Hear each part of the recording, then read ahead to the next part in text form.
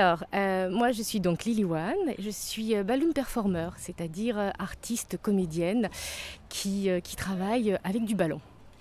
Donc c'est assez, je trouve assez atypique, ça rappelle l'enfance, les ballons. Qu'est-ce qui t'a emmené dans cet univers? Alors en fait, moi à la base, je suis comédienne et un jour j'ai rencontré un magicien.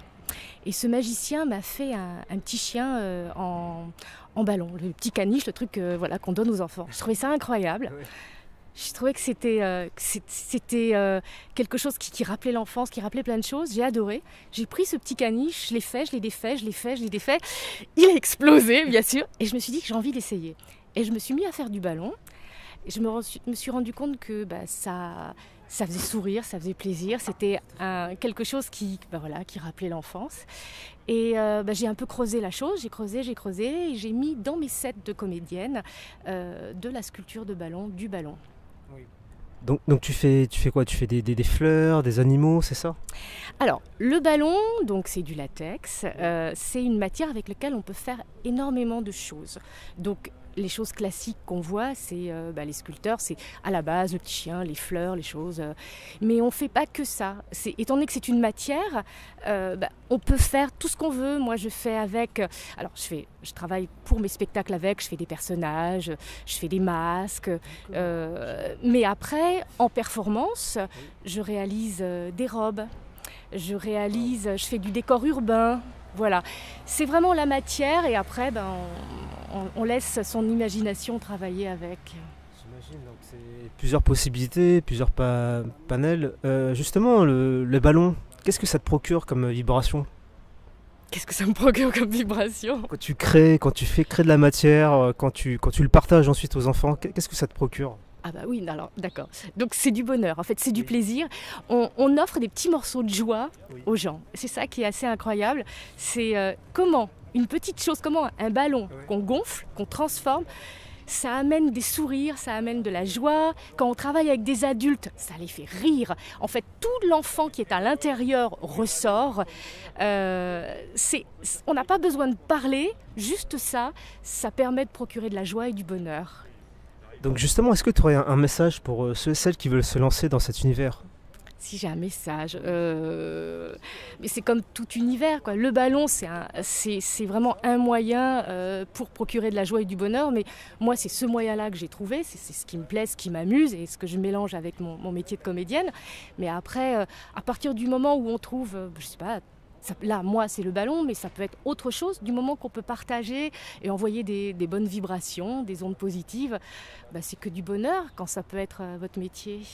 Alors comment on fait pour te rencontrer, pour voir tes œuvres? Alors, généralement, je travaille toujours, en fait, c'est de la commande. Donc, je peux travailler pour des municipalités. Donc une municipalité qui me demande soit de faire une performance d'extérieur, soit de travailler, par exemple je fais des spectacles, donc je fais des spectacles tout public, donc ils vont commander mon spectacle et après on pourra venir le voir, soit le spectacle est offert aux membres de la ville, soit ce sont des choses qui sont plus privées, des événements privés comme des arbres de Noël, ce genre de choses quoi. Donc est-ce que tu as des projets actuellement? Parce que tu as fait 4 ouvrages, c'est bien ça? Est-ce que tu en prépares d'autres? Alors oui, j'aime bien transmettre. Alors donc j'ai fait en collaboration avec les éditions Fleurus 4 ouvrages d'apprentissage sur la sculpture de ballon. Oui. Donc ça c'est des ouvrages qu'on trouve un peu partout, Fnac, machin, tout ce qu'on veut. Okay. Donc c'est bien quand on a envie d'apprendre, d'essayer, de s'amuser. Voilà, c'est vraiment de la vulgarisation. Après, le dernier est sorti il y a 1 an. Il a été traduit en chinois. Pour ceux qui parlent chinois, c'est intéressant. Voilà, et puis voilà. Pour le moment, j'ai pas d'autres projets, mais peut-être d'ici quelques années, j'en referai un autre. Est-ce que tu aurais remercié des personnes qui t'ont toujours encouragé, soutenu dans ce que tu faisais? Alors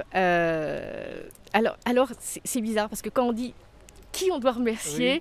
Mais moi, j'ai la chance d'avoir une famille incroyable, une famille qui m'a laissé toujours faire ce que j'avais envie de faire, qui a toujours cru en moi. Donc ça, c'est bien quand on a des parents comme ça. Donc c'est vrai que si on me demande les premières personnes, les premières personnes, c'est sûr que ce sont mes parents qui m'ont toujours soutenue. Après, mon entourage proche, mon compagnon, qui c'est aussi grâce à lui si je suis tombée aussi dans le ballon, puisque c'est lui qui m'a présenté ce magicien qui a fait ce premier petit caniche. Et puis